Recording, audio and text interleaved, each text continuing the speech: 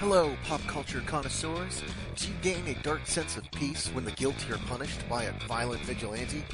If so, maybe you should get some therapy, and then subscribe to Punisher Body Count, the net's best podcast concerning all things Frank Castle. I'm Dane Lamont. My co-host Jake Williams and I cover the good, the bad, and the hilarious on the Punisher comics, movies, and news. Do you like chummy co-host banter? We got that. You need to get your fucking No, head you need checked, to fucking man. pay attention to the fucking movie. You want kick-ass guest interviews? How about Mike Barron and Tom Jane? No, I like a little bit of grit in my cigar. You want carefully considered in-depth analysis? I mean, yeah, just won Best Picture at the Oscars yesterday. I mean, it's no Terminator. But it was still, Good luck with that. Punisher Body Count, twice a month on Geekcast Radio. You've jumped inside the Marvelous March Spectacular here on the Pull Bag. This annual spotlight on Marvel Comics characters will be held every March.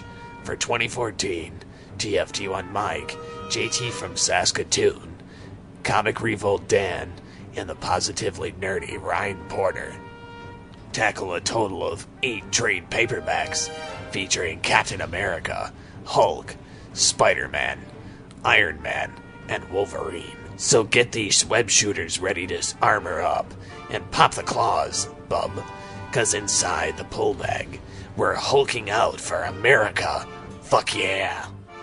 It's all inside the pull bag here on the Geekcast Radio Network. And now, on with the show. For the love of God!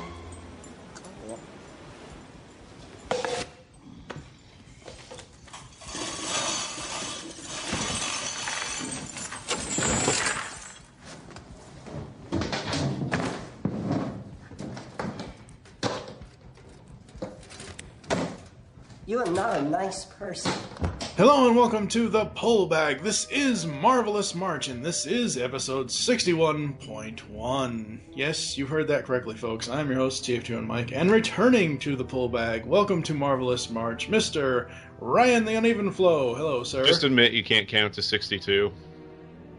Jerk. You're like Valve and trying to get to like Half-Life 3 or something. No. No. Alright, so what have you been up to? I think the last time we heard from you was Punisher Month. What have you been doing since then? Nothing. Not really, pretty much nothing. Watching video games and work. Yeah. That's always good. And we are here in this special kind of episode for Marvelous March. I didn't think this character was going to make it into this month, but since they decided to reboot The Punisher at number 1, we have the first 2 issues for the new Punisher series by Edmonson and Gerad. I'm only picking this up out of sheer interest because I thought they were going to... This is just what I thought. I know this isn't what it is, but I thought they were going to continue where Rucka left off. Nope. Maybe... No, I know. I know, but I'm saying, like, with Rachel going to L.A., I figured Nope. that some... Frank decided to go to LA instead, apparently. Yeah, that's... Alright, so... Punisher number 1, what do you think of the cover? I like it. The covers to these are really good. For anyone who hasn't seen them, take a look at the pictures online if you can. It's really striking. They sort of... I don't know how to explain it. It's kind of fragmented, and it's Mitch Gerads is doing the cover art as well. Mm-hmm. And he does the interior art. And it's these sort of... I don't even know how to describe it. Almost sort of like fractured, broken apart kind of covers. Yeah. A lot of use of like blue and white as the colors, and that's about it. Yeah. Issue 1 is basically Frank lording over L.A., over the city, and then on like he's in the backdrop of him is a map of L.A. Yeah, take that, L.A. No. And I really do like it. I like the new logo for the title. I thought that was really interesting, and I don't know. I kind of, coming off of Punisher Month and coming off all that content, I was still interested. I still wanted Rucka's run to go longer than what it did. I think everybody wanted that. Yeah, and it's been funny seeing that reaction, and especially now. The thing with Rucka is his stuff sells really well in trades, and that's actually continued. A lot more people have read this now than read the title month to month, unfortunately. Yeah. And that's something I tried to explain to Marvel, that if you let Rucka write miniseries, or if you let him write and then you don't expect maybe the individual issues to sell well, but you expect the trades to, he'll do really well for you. I mean, Lazarus has been a huge hit for him, and it's getting like quite a bit of acclaim, and the trades, the pre-orders and everything for the trades are crazy. He's a guy that writes really well for trade, and it's interesting because Edmonson sort of seems to be continuing that, as we'll get to. But yeah, yes. It's not a continuation of Rucka at all, and in fact, no, it's not. It's a whole new series. Yeah, and it'll be interesting to see if I think somebody at some point is going to pick up the thread of Rachel being around. I mean, thing with comics is at some point pretty much everything gets picked up. I.e., Bruce Wayne sleeping with Talia gets picked up 20 years later. So, I mean, stuff like that. At some point, it'll be featured. But yeah, right now, not right now, apparently. No. One of the worst things they ever did to Bruce Wayne. He gave him sleep with Raish's daughter. That was fine. That was a fairly, I don't know, Son of the Demon wasn't a bad story. Yeah. Alright, so, Punisher #1. This art is really interesting. Yeah, again, Mitch Gerrans is on the interior for it. We'll just get into it now. I guess I liked his art overall. It is completely different from Marco Cicchetto's. His art was fantastic on Rucka's run, and I actually really like this art as well. Like I say, it's completely different. I don't even really know how to describe it. I mean, he uses shape a lot more than most artists. Yeah, he uses shape, and he uses... There's a lot more color to it than a lot of other Punisher artists, too. Like, it's a lot brighter.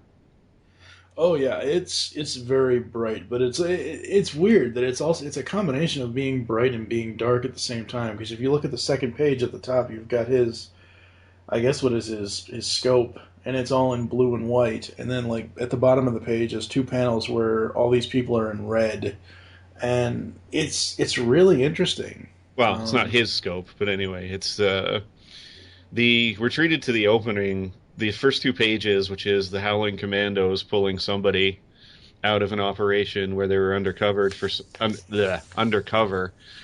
some time, and then they get a new mission, which anyone paying even the least bit attention to any comics will know that mission's going to be to go either pick up or off or whatever the Punisher. You generally don't just randomly feature guys at the start of a run and just have them there oh, what's our mission? It's to hunt Wolverine. Okay, isn't this the Punisher? Yeah. So that's generally not how it goes. But yeah, we're treated to the Howling Commandos in a really quick sort of 2-page sequence that establishes that they're going to be part of this run. We have no idea why, and that includes issue 2, by the way. We still don't know why they're after him. We just know that they are, and they're talking about how they're going to, make him face death early and that kind of thing. Because really, everyone who's threatened Castle in, decades now, that's gone really well for them. Yeah. No, I know that it's been about, I don't know, 20 episodes of the podcast since we did Punisher Month, but... Good Lord. I don't remember him monologuing this much. No, he didn't in the Rucka run. They very much took that away from him, and it was one of the more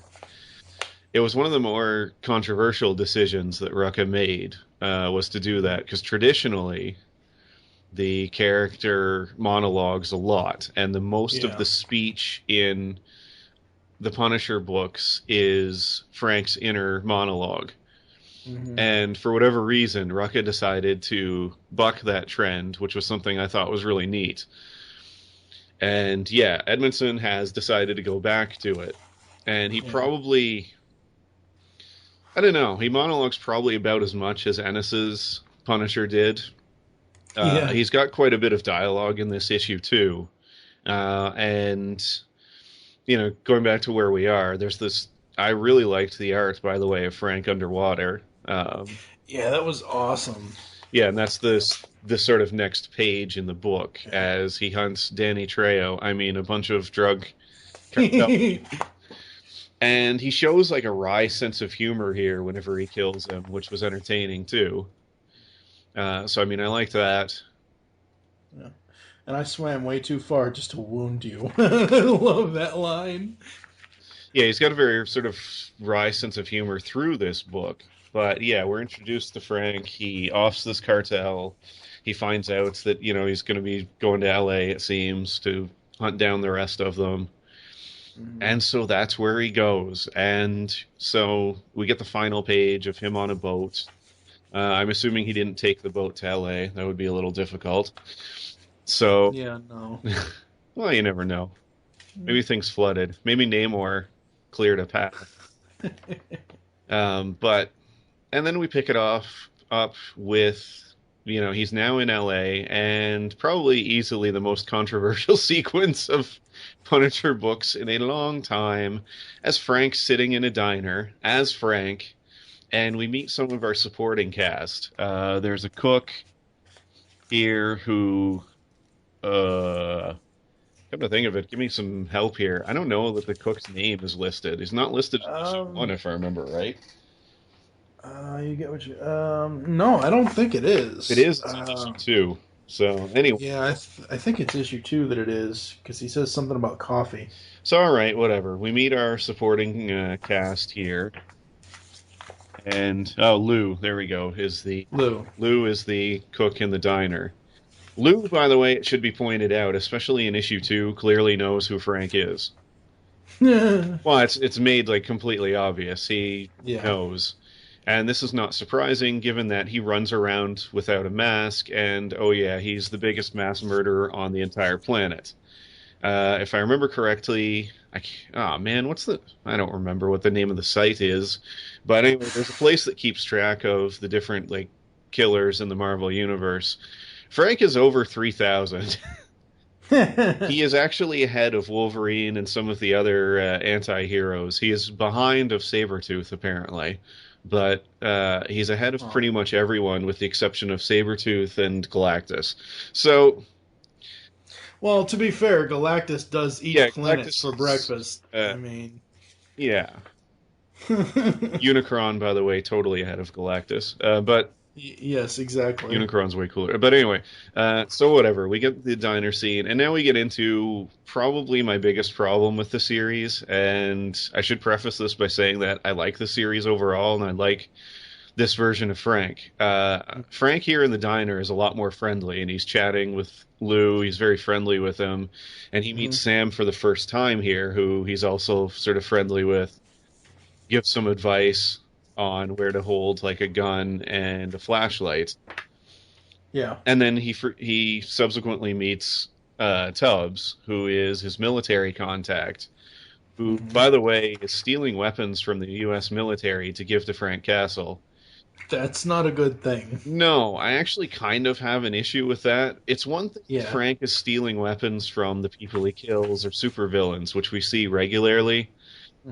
I'm not as cool with him knowingly stealing from the U.S. military. Again, it's another thing if he gets his stuff, you know, secondhand from the black market, and it's clearly been taken from the military, but at least it's not him doing it. Yeah, it's not him doing it directly. The idea of Frank Castle potentially taking, say, a rocket launcher and then someone in the field for the military. Now, I know this is very unlikely. I'm just saying that someone in the military going, gee, I wish we had a rocket launcher right now, but we were short one this month.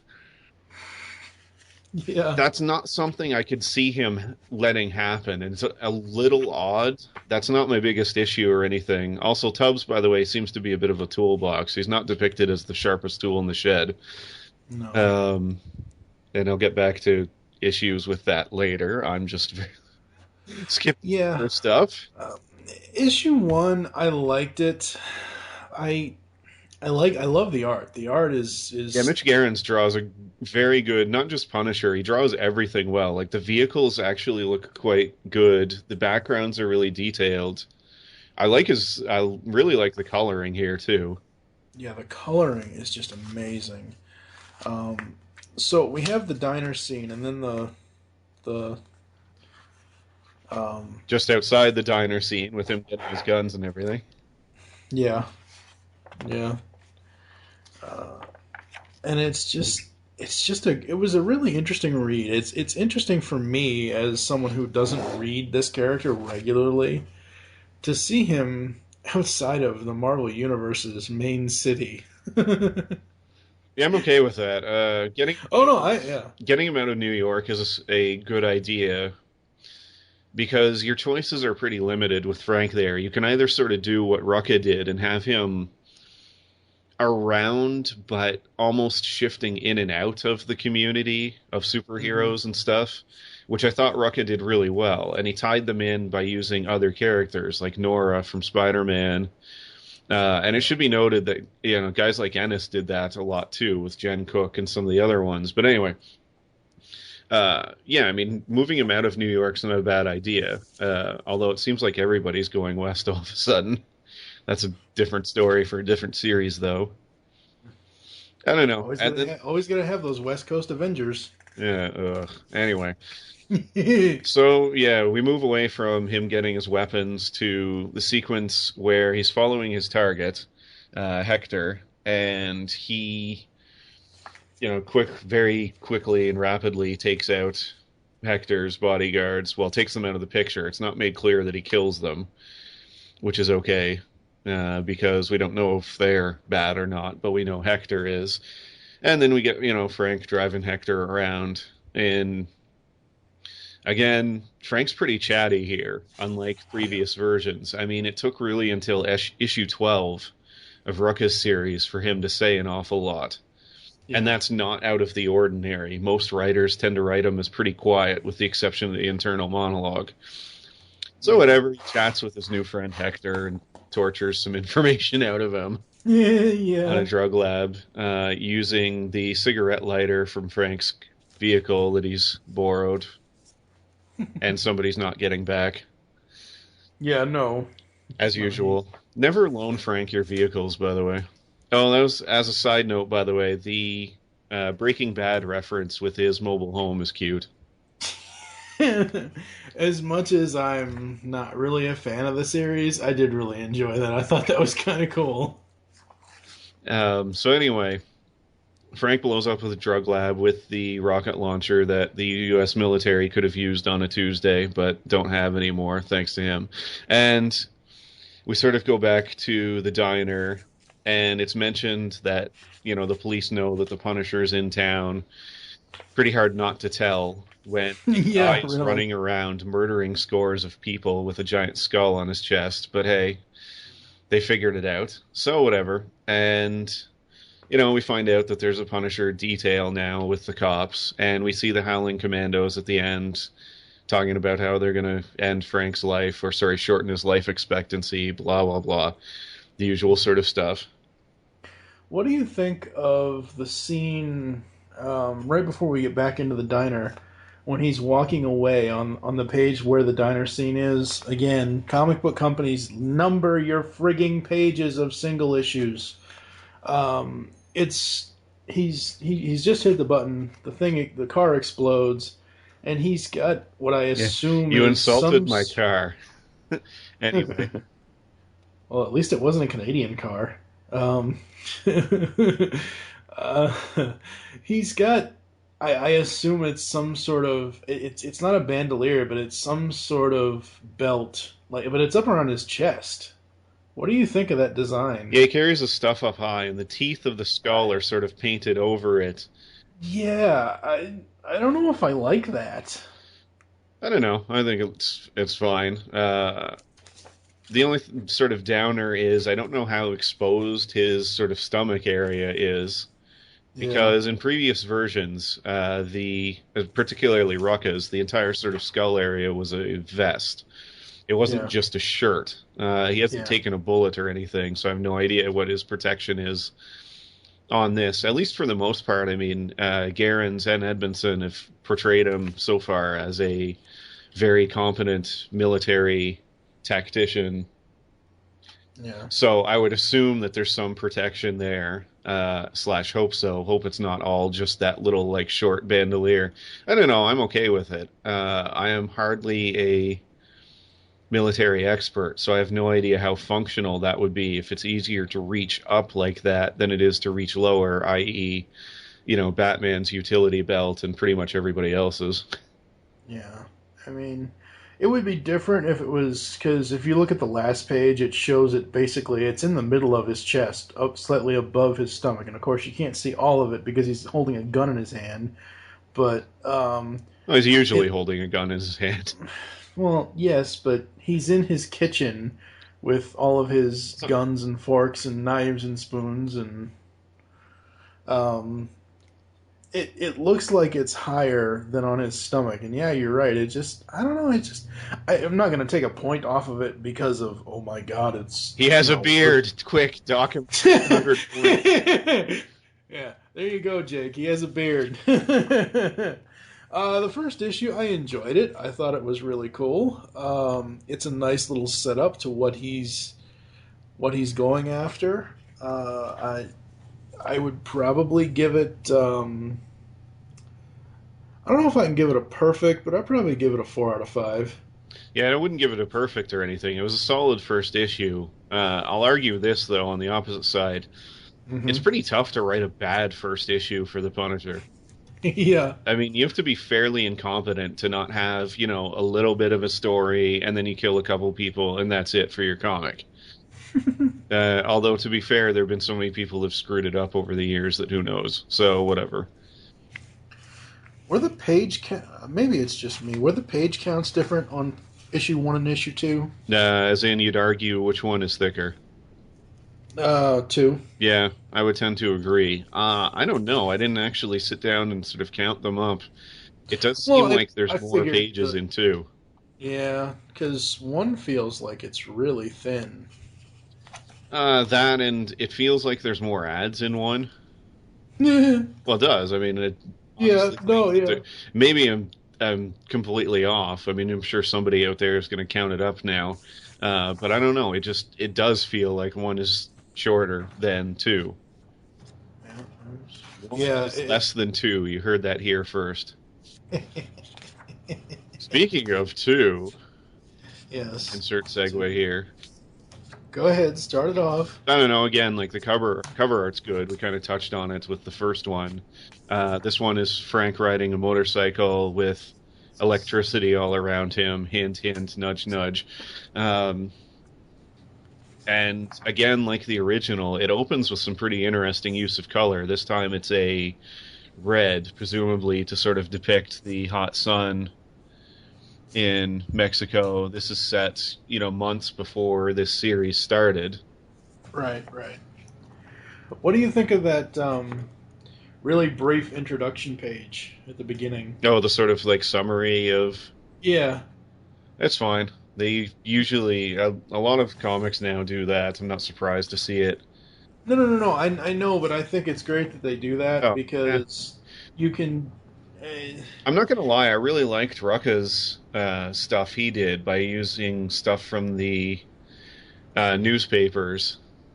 Yeah, that was cool. I really liked that. Newspapers, or sometimes it would be web articles or that sort of thing as summaries, and so it was written from the perspective of somebody following what was going on, and that was kind of a neat touch that in a way a little bit further put him into the Marvel universe. Oh yeah, I completely agree. Yeah, I actually really liked that. And I mean, you could see like snippets of other articles regarding other things happening in New York, and that was just a nice touch. Yeah, it was. Well, with this one, what I like about it is the top half above the title. It's kind of like, hey, this actor's name is above the title. You know, I like how it is basically his origin in less than a full paragraph. It's just one, Yeah, two I or kind of three want or to four or mention five that sentences. too. That one of the big criticisms and people or fans got upset about with Rucka's run is they took him out of Vietnam, and for whatever reason, Edmondson's getting a complete pass for doing the same thing. I mean, the era of Frank being a Vietnam vet, I think, is pretty much done. Yeah, yeah. And then I love how it says previously. It's kind of like a cartoon. Previously on the Punisher. Love that. That's awesome. But yeah, you're right. This New Mexico, and I wonder when Edmonds wrote this because, or Edmondson. I'm sorry. I wonder when he wrote this because both of these issues have a real Breaking Bad feel to them, don't they? Yeah, I don't think As that's... far as the design and the art and some of the locations that were chosen for the story. It's interesting you bring that up because I had another segue about all that later. So anyway, Oh, continuing on. yes. So we are in this pink desert. Yeah, again, I think it's meant to show the sort of the sun or the Yeah. drawing sun or something like that. But I don't Kind of know. looks Again, like somebody did laundry all over it. I don't know. I actually like that though. It makes it look different, and it definitely stands out from other versions of the character and the comics and everything. Oh yeah, I mean it's great. So we have him. He in the first issue, we got this tip off, and he's going to investigate that. And apparently, somebody else has already been there. So Yeah, they've that's been killed by some sort of biological weapon, it looks like, too. Yeah. Which is something he mentions later on to Tubbs, or Tubbs mentions to him, actually, later on. And, yeah, so he investigates that. And then it's kind of interesting, because they switch over, and when we return to now in Los Angeles, or, quote, outside, unquote, Los Angeles, it's through Frank's scope. And so we go from, everything being filtered in red to everything filtered in green. And then it's nighttime, and it's sort of a bluish they use. But yeah, Frank intercepts a meeting between AIM and his sort of cartel pals. Are they gonna? I don't think they'll do this, but are they gonna really bring in Iron Man to a Punisher title? Since it is AIM. Oh, no. I mean, AIM works with everybody. Remember, Frank fought them in Rucka's run, too. Yeah, that's true. AIM's kind of everywhere, despite the fact that I don't remember AIM ever doing anything particularly competently at any point in the Marvel Universe, though. Well, when you have a douchebag like Killian running it, no. Yeah, and you've got MODOK, who's completely unhinged, working for you, et cetera, et cetera. Yeah, it's a little difficult. Yeah. Anyway, so Frank almost sees whatever this weapon is. He's blinded before then and makes some noise and then has to kill the two guys that come looking for them, or for him. Whoops. Yes. And there he picks up his dog, who they should have just called Max after, well, it's a coyote, but I keep thinking of Mad Max's, or Max Ruktansky's dog. Actually, no, sorry, he just called his dog Dog. That's right. I forgot about that. That dog was not a bounty hunter. Wow. Dated, pointless reference to a racist. Oh, come on. That's great. Yeah, too bad that bounty hunter only caught people that were one color, apparently. Anyway. Oh. Whoa. Okay, so the title for this story What, is I can't make fun of his rampant racism? Fine. Anyway. Yeah, Frank saves the coyote. Gets shot by the two guys that were after him. I can't help but flash back to our Hawkeye coverage and that this is going to be Frank's version of Pizza Dog. That would be awesome if we got an issue from the dog's perspective. No. I would enjoy that. Unfortunately, I don't think Edmondson is all that interested in doing things outside the norm, as I'll hit on later. Anyway, and then we go back to the diner, And now I'm going to go off for a few minutes. Go ahead. Sam is apparently the worst cop in the history of planet Earth. Are you kidding me? All right, so in this issue, and then in an interview Edmondson did, it's made clear that Sam does not know who the Punisher is. Are you kidding me? Like, seriously? Again, he's killed more than 3,000 people. He just recently had a canon event, which involved the, quote, trial of the century, where Rachel was put on trial for his crimes. Yeah. And then, so whatever. The police also know he's in town. Do you know what the police usually do when they know a mass murderer's in town? They probably hand out a picture or two. That, and they put out an all-points bulletin and everything else. Here's the thing with this character, though. Are we led to believe that, okay, I know this is the Marvel 616 universe, don't get me wrong, I understand that. But are we led to believe that this is we know this isn't a continuation from Rucka. So, I mean, I don't see, like, are all the Punisher stories, like, starting with Rucka, going into that miniseries that you mentioned, which we did cover in Punisher Month? I was referencing the trial in Russia, with the trial in Rucka's series. Because remember, we saw the newspaper for Rachel. Yeah. It's also, it should also be noted, even if you ignore all that, the Punisher's been caught by police like a million different times. He's been in prison repeatedly. It's impossible that they don't have pictures of him. Yeah. And he was also in the military. I'm pretty sure they would have some pictures, even though apparently he didn't go to Vietnam anymore. Is she supposed to be inhumanly dumb? Apparently. Okay, that's all right. So anyway, well, hold on. Let me ask you this first. I assume by her uniform, she's like a first-year rookie right out of the academy. She's a patrolman or a patrol person, I should say, and I don't know. Maybe they don't teach how to catch the Punisher in the police academy. Yeah, there's absolutely no excuse for this. I mean, it's no, I'm not trying to. It's lazy, stupid writing, is what it is, and I find it really aggravating because you're pretty much insulting the intelligence of everyone reading this.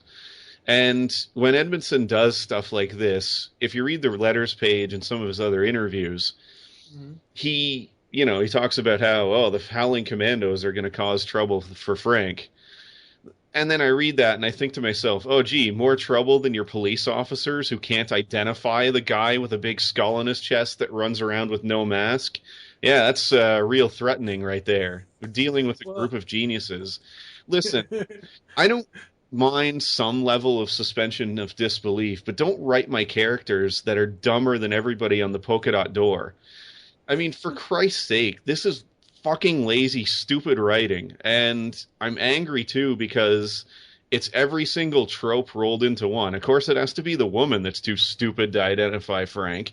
Every other idiot he comes across in this book can identify him. Yeah. This is just ridiculously dumb, and unless Edmondson has like some sort of, unless he's working towards something, I cannot see people continuing with this. I mean, the number of comments and everything else about this on not Punisher boards, because I'll get into that later.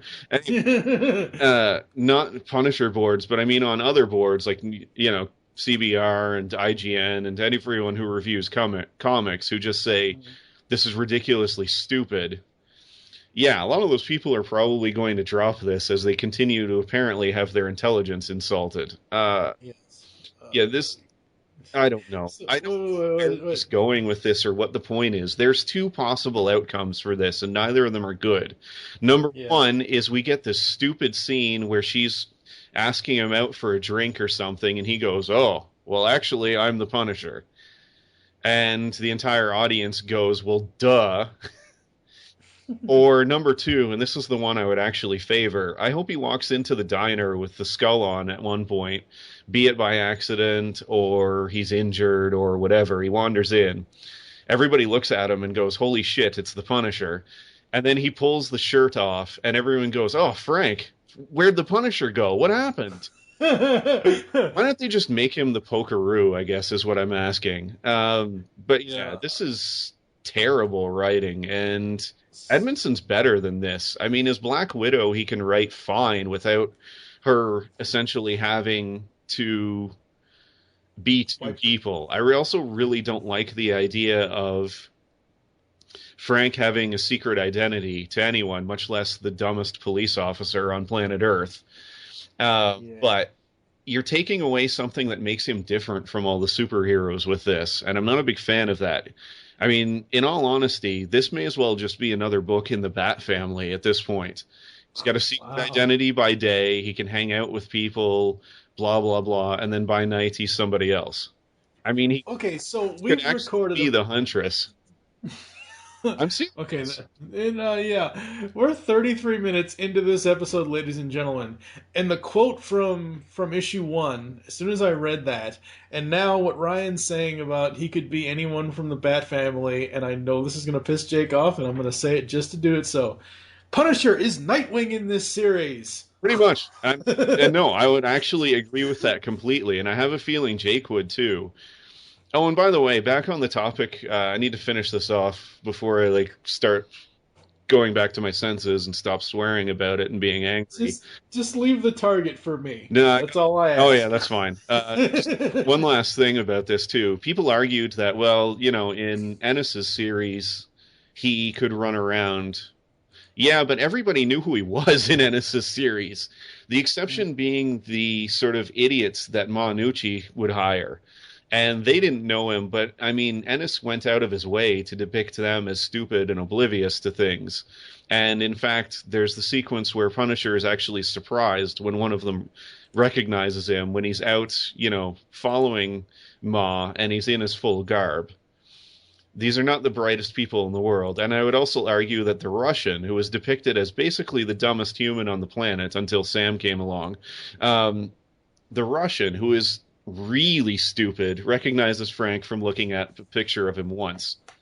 Yeah. Every other police officer in all the Punisher books is able to figure out who he is. Soap and Molly were able to follow him and recognize him when he didn't have the skull on his chest, for example. And Bolt and Ozzy followed him again, same thing. So, I don't know. This is really frustrating to me. Okay, calm down. I just don't appreciate my books being dumbed down this much. I mean, we came off of this really in-depth run where they established the universe really well and Frank's place in it and everything else. And we get to this new one and we have all these unanswered questions like, okay, is Frank all right that he's stealing stuff from the US military? It's a question I could use answered. How did Sam pass even the first day of kindergarten being this dumb? Is question number 2. And question number 3, how stupid does Edmondson think the people are that read this? Those are my 3 questions, and I'm sure yours is going to do with why is he wearing a Hawkeye shirt? Calm down and take a breath. Yeah, all right. Yeah, I'm going to let you... So, here's the thing. My previous statement of Punisher is Nightwing, it really does take effect because it's almost as if he has dual identities. The guy, after he steps out of the diner to meet Tubbs, he's wearing gold sunglasses and a white t-shirt with a Hawkeye target on it that looks just like the target. Well, it's meant to be a Hawkeye shirt. No, I know, but I'm saying, if you want to be a little bit more subtle and not so obvious, you just have the target painted not pink and purple and blue, like the colors of Hawkeye, what Fraction is doing in his run. It's meant to be, my guess is, they're trying to push the shirts that are made and sold at We Love Fine. Oh my god. Oh, I'm not joking. I'm serious. I know you're not joking. Listen, I'm okay with that. And to sort of go full circle here, I really like that he's actually depicting Punisher as a person again. I actually kind of like that. My problem is just he can still be a person and have people recognize him as the Punisher. Yeah, And see, that's the thing. It's clear to me that Sam agrees with what Punisher is doing. It would have been okay if she knew who he was, because I have a feeling. Well, like I say, it's made clear she agrees with him. She even said in the first issue, "I think we should pin a medal on him for killing 30, drug dealers or drug makers in this case." Sorry, and she's fine with that. So I don't know. It's just some of the decisions in this book don't make sense to me, I guess. Yeah. And I don't think they're questions that are going to get answered. And and to your point, I mean, the Hawkeye shirt doesn't make sense to you. I don't really mind. I don't really care what Frank wears. It's not that it doesn't make sense to me. It's like, really? They have to do that? It's kind of blatant. Now, having said that, by the way, I love the cover of him in the I'm Not Daredevil shirt, which was an incentive cover from One, I believe. Oh, wow. Yeah. I really liked that. That was cute. But yeah, anyway, we get the sequence in the diner where he talks to Dingbat McNoLook, and then he talks to Tubbs about hawking some more stuff from the U.S. military that they could probably use, what with all the wars going on. Man, I actually like this. I don't mean to be this harsh. Anyway, he has Tubbs take care of his dog / coyote, and we get more of... he calls him Loot, by the way. That is the official name of the dog. It is not Max or Dog. Should have called him Dog. The Punisher has always been filled with Mad Max references, especially the 2004 movie with Thomas Jane, which was just absolutely rife with Mad Max references, including the way his family dies. So, I don't know. They should have jammed in another one here. Whatever. Anyway, he has Tubbs take care of his dog, and we see Coyote. We see Tubbs may not be the sharpest tool in the shed again. And then we wander over to El Segundo. I know French. I don't know my Spanish. I don't know Mexican. Oh, anyway. Wow. Yeah, the only reason why I knew how to say El Segundo is I've played a lot of Grand Theft Auto. Okay. And anyway, Sam is at a crime scene where surprisingly her eyes are open, which is interesting because apparently she goes through the rest of life without that. And so there's a shootout here. And yeah, the cops get fried with electricity. Another hint, hint, nudge, nudge. Yeah. And everyone's down except Lieutenant No Look Pass. And she is saved by the Punisher. Mm-hmm. So, and by the way, she doesn't recognize his voice either. Let's throw that one out there. Oh my god! What? It's true. She's a police officer. I know. I've been robbed more than once, like when I worked midnights, and I always identified the guy like easily, even with a gun in my face. I don't understand why apparently she can't identify. Whatever. So let me ask you this. Now that I'm up to this page where she can't identify him, and now he's chasing, they're chasing, the bad guys are chasing him on his motorcycle. Well, Have you seen the latest episodes of the current Turtle series on Nickelodeon? No, and this will be interesting because I bet it has nothing to do with this issue. Well, it does. It does. In that series, in Season 2, Casey Jones was introduced. And he's this kid who, along with a real hockey mask like Casey should have, also war paints his face like his hockey mask. And all as I can think of when I see Frank in this burglar's mask with his skull on his face is Casey Jones from the Turtle series. Yeah, and a lot of people, the mask has been something that a lot of people have talked about. Here's my question, I guess, and this is another question that thus far has been unanswered. Why does Frank have a mask? I mean, why does he need one? What's the point of it? Yeah. All this really does is potentially limit his visibility and mobility. There's no benefit to this. And I mean, if you're going to write him as a military professional, there's no real reason. I mean, there's no armor on it, as we see. Yeah, since, he decides to... By the way, he should have worn a helmet, not a mask, since he cracks his skull against the pavement a couple pages later. Yeah. That's something for Dane and Jake to go off on, actually. Why does he wear this pointless mask that doesn't protect him at all and actually hinders him more than helps instead of something useful. That's something they better go off on, or else I'm going to have to make fun of them. I might do that anyway. Yeah. It's on. I'm totally not doing anything. Anyway. So whatever. I know, right? He's chasing the truck, and Yep. there's a truck chasing him. Yeah. And yeah, we get the cute grenade toss into the back of the truck. And yeah, after that, while he's about to stop the truck that was in front of him, we segue back to the police, or rather Sam, who's there. Who's just there. Yeah, And, she's being followed, or rather, they're all being followed by the Howling Commandos. Yep. I do like the design on the Howling Commandos. Again, that eyepiece. I think that's really cool. Yeah. So yeah, we get the Howling Commandos. We get an ad for Ghost Rider #1 and X-Men No More Humans. Ghost Rider #1, by the way, like, man, are they pushing that? It's in like every Punisher issue so far. I realize there's only been 2, but really pushing Ghost Rider, apparently. I guess they figure that, well, if you're reading one anti-hero from Marvel, you should read them all. Yeah, that's true. I don't know why then they don't have like 50 ads for Deadpool, by the way. Oh, by the way, you really want to mess up a Deadpool fan's day? Mm-hmm. Ask them to recommend a good Deadpool story. Here's a hint. There's none. Never has a character been loved for doing absolutely nothing more than Deadpool. Wow. Well, it's true. I mean, he's so horribly written 99% of the time, and yet for some reason sells really well. It's kind of he is the Backstreet Boys of comics. There's absolutely no quality or talent in it, but for some reason everyone loves it. So JT from Saskatoon, who suggested to me to attempt Deadpool team up. Oh, really? Is not a good thing to do, huh? I would say no. You're going to be waiting for a long time. He's had decent individual issues, but there's no like trade. There's no Welcome Back Frank or Dark Knight Returns for Deadpool. But man, am I off topic. Yeah. So pick up a day later.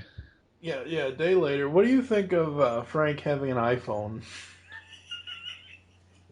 Huh. That's a good point. I didn't notice that before. What's with the merchandising in this? He's got the Breaking Bad-esque Winnebago, and then he's wearing the Hawkeye shirt that may as well have Wheel of Fine's logo on it, and now he's got an iPhone. That's interesting. They should have a sequence of him drinking a Pepsi in slow motion.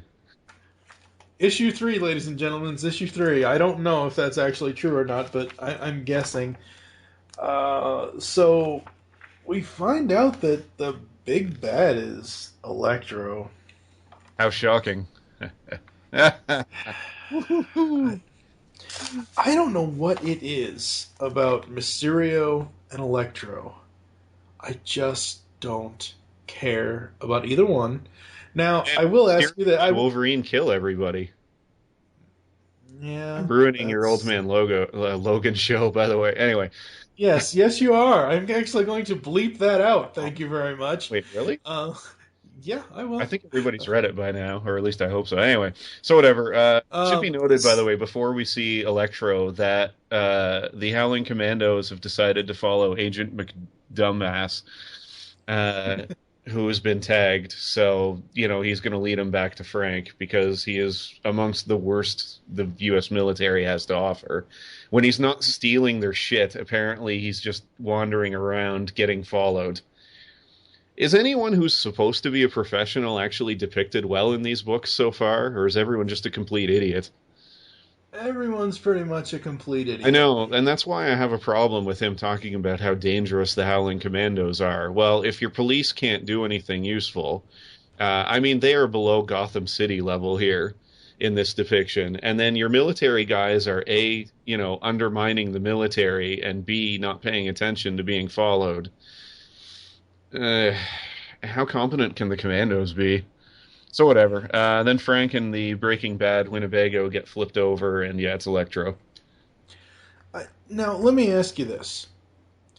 Do you think that this was planned from when they started even talking about doing this series with Edmonson and Gerard's? Or do you think they're throwing in Electro because, hey, Amazing Spider-Man 2 is coming out? How much am I allowed to say? Whatever, I'll just go all in. For whatever reason, this was planned a while ago. But having said that, Marvel has known forever that Electro was going to be in Amazing Spider-Man 2. If you're asking me whether there was an edict to put him in, I can't say for sure. I haven't asked anyone. I've known for a while Electro was going to be a villain here, and I've asked repeatedly if Frank's going to be allowed to kill him. The only answer I got was, here's how the conversation went. Group of other guys. Quote, I think you're going to be pretty shocked at who the villain is. Me. So it's Electro, isn't it? Them. Long pause before somebody finally goes, yeah. Me. So is he going to kill him? Them. Well, he's got a movie coming out. Me. So that's a no. Them. Long pause and then somebody saying, well, I wouldn't say that exactly. So I don't know. My guess is potentially he kills him, but either A, Electro comes back before too long, or B, it's a clone or robot or something like that. I can't say for sure. Now let me ask you this. Do you think, your own personal opinion, do you think that they will backdoor Frank for film in Amazing Spidey 2? Oh. Oh, not... Ah, God, you're worse than Jake. You take that back. Do you think that they will backdoor him into Amazing Spider-Man 2 with this storyline to just have him in there as like one of the one of the extras? No, and I mean, first of all, they can't because Fox is Amazing Spider-Man 2 and they don't have the rights to the Punisher. Marvel does again. The other reason is Frank is destined for an appearance in front of the cameras in something else Marvel is doing. Oh, interesting. Yes. All right. And I've been bugging them about it forever. So I'm sure you have. Yes. All right. So that's Punisher 1 and 2. I can safely say, for Punisher 2, I'll give it a 3 out of 5, which for the GCRN rating system, which I will put in the show notes, is barely passing. The character development. The introduction of the characters in issue 1 was great. The development from issue 1 to issue 2, it's just like, oh my god. There's just and I like Frank here. I think we're both actually. I think we're both actually on the same page. I don't mind the, I like Frank. It's just the supporting cast. It just sucks. The only, and I can't believe I'm saying this because I know you're going to make a Pizza Dog reference, That's but fine. The only character that I like more than Frank is the Coyote. Ouch. Well, I'm not necessarily supposed to like them more than Frank, but anyway, you know what I mean. I know what you're saying, though. Other than the supporting, out of the supporting cast, the Coyote is the only good one. Yeah, so I don't know. It's still solid. I mean, it's... All right, so a couple of notes. I agree with you on the rating, by the way. I would also say 3 out of 5, despite my ranting. I mean, I'm curious where this goes with the trade. Inevitably, I mean, this is going to be a 6-issue sort of storyline, and I'm curious to see where it ends up. But it's, man, like, I've been really disappointed with a lot of the Punisher reviewers out there. It's people talking about, this is one of my favorite runs. It's been 2 issues. We've seen like 20 pages of it. It's a little early to call it in terms of this is the best or worst run ever. Same thing to the people that say, it's not good or anything. I mean, give it some time. I'll say this, though, and I went back and I reread issues 1, 2, and then about 2 days later, I reread issue 3 of Greg Rucka's run. Mm-hmm. Rucka's run really works better, even on individual issues, than Edmonson's so far. By the end of issue 1, with Rucka's run, we had 2 shootouts, although one of them was in the past, and it was explaining Bolt's backstory, meeting the Punisher and the whole school shooting sort of thing involved with his backstory. But I mean, in those first couple issues, we met Ozzy and Bolt, and they were actually depicted as fairly competent police officers. We met Nora Winters, who would be one of our sort of gateways following Frank for the series. And then in issue 2, we had another shootout, and we met the Exchange, who were going to be our, big bad guy for the rest of the Punisher run. Mm-hmm. It's weird how much more Rucka managed to do in 2 issues than Edmondson's been able to. And obviously, that's not necessarily a good thing. But on the other hand, I mean, like I said, we'll see where it ends up in terms of pacing.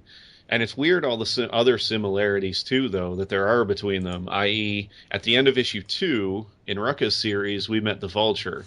And issue 3 featured, in my opinion, one of the better fights in the 616 universe Frank has ever had, where he kills the Vulture. At the end of issue 2 of the Edmondson run, he meets Electro. Now, we'll see if we get a good knockdown, drag-out with him at the end of this one. But, I mean, my other issue, I guess, is Rucka was able to put his own spin on the character and make him his own.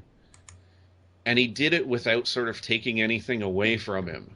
Edmondson's taken a couple things away from him. He now apparently has a, alias, or rather, he's not the Punisher during the day. Yeah. And so, I don't know. It just seems a little odd to me that they've taken away one of the things that differentiated him. And one of my problems with these first 2 issues so far is just that there's nothing distinguishing Frank from any other superhero. And so, what's kind of the point? I mean, there's nothing to this run, at least so far. And granted, again, it's only been 2 issues, but it's just, they feel really empty for some reason. They do. And I can safely say that I'm going to probably be waiting for the trade for the rest of it. I don't think I'm going to get issue 3. Yeah, and it's not that I dislike the series. It's just one of those things where I like the issues, but as I'm reading them, it's like, really? And that bugs me, because as a fan and as somebody that I like Edmondson and I like his other work, and I want to be able to convince you to buy the rest of the series, but I don't know how to with this. And it's his... I'm losing my train of thought completely. No, I mean, how... you're not the first person I've heard say that, and there's a lot of people on a lot of different boards and reviews that have said the same thing, that there's not much to it. And it's weird, and I hate to compare it to this, because Thunderbolts has been absolute garbage, and if for some reason you're still buying that and you're a Punisher fan, you're a terrible human being, because you're actually hurting the character by keeping that going. Please stop. And I'm not joking, by the way. The internal stuff on Thunderbolts is hilarious to read. Well, the reason why I'm not probably going to pick it up maybe past issue 3, I might pick it up issue 3 and issue 4, but outside of that, I would rather us come down, like you said, if it's going to be a 6-issue miniseries or whatever it's supposed to be, I would rather come back to it in a trade form and read the story as a whole than having to wait. Like, I do enough waiting with DC and IDW. I don't need to do more waiting with Marvel. That's why with the current Marvel Now titles coming up later this year and next year in the pull bag, I'm going to be getting trades from like Iron Man and Wolverine and the X-Men and stuff like that. So there will be more Marvel coverage. It's funny, before the show we talked about Wolverine and the X-Men, and it and Rucka's run again are other examples of stuff that reads better in trade. Aaron writes really well in terms of his trade stuff, and that seems to be the way comics are going. And I'm okay with that, because personally I love having trades. I now have 3 bookshelves of them, Man, I hope my family didn't hear that. But anyway, I have I have multiple bookshelves of trades now, just lining everything. My Punisher collection, by the way, is now 2 full shelves of them, and that's not counting the essentials and everything. And I don't have. By the way, I don't buy any hardcovers. All my stuff is softcover. Yeah. But yeah, I mean, it seems to be the way comics are going. Part of that's because for the smaller companies like Image, IDW, they've learned that the money is in trades. If you can sell, a decent number of individual issues, that's good. But a lot of them, Image in particular, deliberately writes for trades. And Rucka's perfect for them. I think that's one of the reasons Lazarus has taken off. Yeah. Boy, do I hope that's Image, or else I look really stupid. Although Dark Horse does the same thing, so. Yeah, I mean, it's just one of those things where the Pullbag's coverage is going to severely change after April. You won't be covering anything. Ha ha ha ha ha. Funny. That would be a change. Shut up.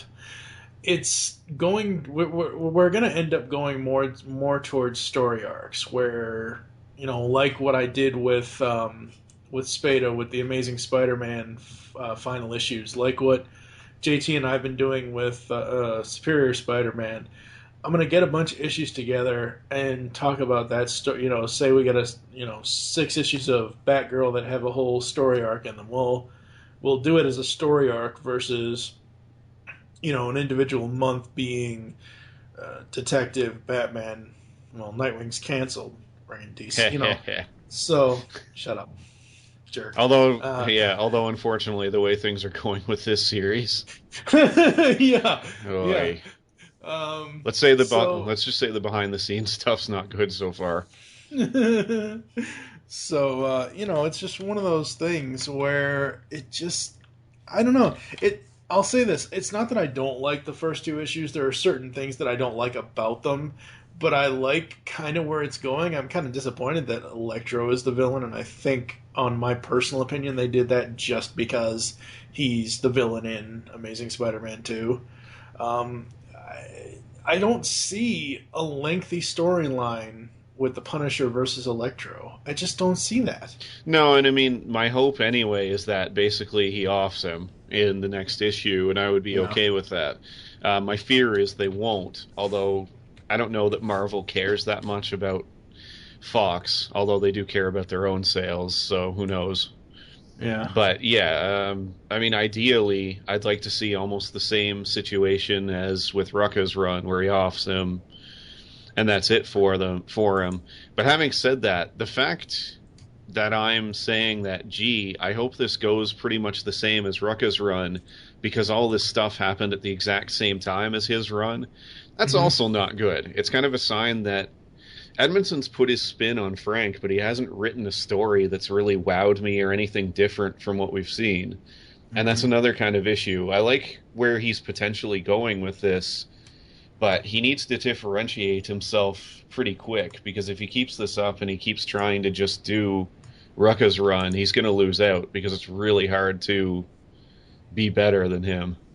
Yeah, and you are correct in saying that Lazarus is Image. I just found it.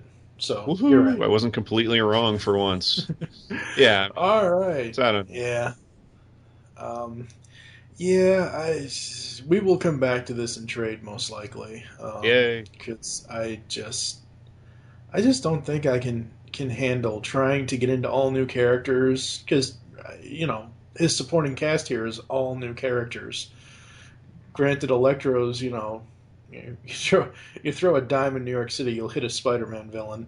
And it's just one of those things where I just have too much other stuff in comics that I've got going on right now. We've got the Batman 75th anniversary stuff coming up. We've got everything else. I realize, like, for you, you're going through a lot of older stuff as well too at the same time. Alternatively, I just had this discussion at my comic book shop. There's a lot of really good comics ongoing right now. I mean, for people who just want to read good stories and that kind of thing, versus I know that you read a lot of the older stuff or you work on a particular character for podcasting purposes.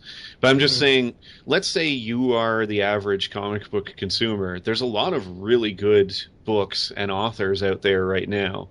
And that's kind of what I'm getting at with some of my issues with this series, is that he doesn't have long to wow people, and nobody does. And I mean, part of the reason why Thunderbolts has had abysmal sales is the first issue was solid, and I think people enjoyed that. But then after that, there just hasn't been anything to make it A, particularly good, or B, make it worth buying against a bajillion other much better titles. Right. And that's, you know, and that's if you were just buying superhero comics, there's a lot of good ones going on right now. If you go outside of that into the independents and start buying stuff like Fatal or Lazarus or whatever, there's a ton of those too. Even the Transformers series have been written at a ridiculously high level, which is surprising to me. Well, here's the thing. The changes that are coming up in the poll bag is I'm not stopping superhero coverage, but it's going to, like I said, change. And it's going to be a little bit less. Because I'm getting into all these other titles from IDW, the Transformers stuff, the... what else have they got coming out? They've got I assume it's an ongoing for 24, which is a new TV series coming up, or a continuation of the old TV series coming up. And it just, I want to find stuff that it's either franchise-based or character-based that really interests me. And I'm not opposed to, like I said, I plan on picking up Iron Man trade paperback number 1 and 2. I plan on picking up Wolverine and the X-Men. It's just, I have to find the time to get to them, is the whole thing. So where can the people interact with you online if they would like to? Don't. Well, my Twitter. He's a hermit, ladies and gentlemen. It's the Canadian version of Obi-Wan Kenobi. I wish there were some sand people around here. Everything's ice and snow. No, I mean, on Twitter, I think most of the people, you can find me on the Punisher body count page, for example, on Facebook. My Twitter handle's @Nightbeat, who, by the way, returned to all of the Transformer comics in the same month. Yep. How about that? You must have loved that. Yeah, I was surprised. And then one of my other favorite characters, Fort Max, returned to... He had always been around in the IDW series, but they resurrected him in Regeneration 1. Yep. Which was surprising and cool. Although it's weird, because both Nightbeat and Fort Max come back, and they're both initially evil. Just like you. Well, Nightbeat broke his programming, but Max beat the shit out of Optimus Prime. All right. Well, we hope you continue listening to Marvelous March. Up next is going to be JT and I covering Spider-Man Blue and Return of the Black Cat. Make your great escape into comics, and we will catch you next time. Hey, Geekcast listeners. Do you ever listen to Punisher Body Count and think to yourself, this show would be awesome if it had less toilet humor and was not about the Punisher? If so, join me, Emily Williams, as I class up the Punisher guys on Dane and Jake Get Classy. We're like the Oprah Book Club of comics. You'll hear us discuss famous works like The Dark Knight Returns and The Grove, along with graphic novels no one else is talking about, like Blue Monday and Blankets. You can find us at daneandjakegetclassy.wordpress.com or on iTunes. You've just heard the latest episode of The Pull Bag, the GCRN's comic review and discussion podcast. There are several ways to get in touch with us and leave feedback for the show. You can visit the website, geekcastradio.com, where you can comment on the episode and all of our different podcasts. You can rate our show on iTunes. Be sure to leave us feedback. Call the voicemail line, 502-526-5821. Please remember to tell us the show you're leaving the message for, and your name. Become a fan of us on Facebook by searching Geekcast Radio Network. Send us an email feedback at geekcastradio.com. Follow us on Twitter at Geekcast Radio. So until next time, Make your great escape into comics and unleash the geek in you.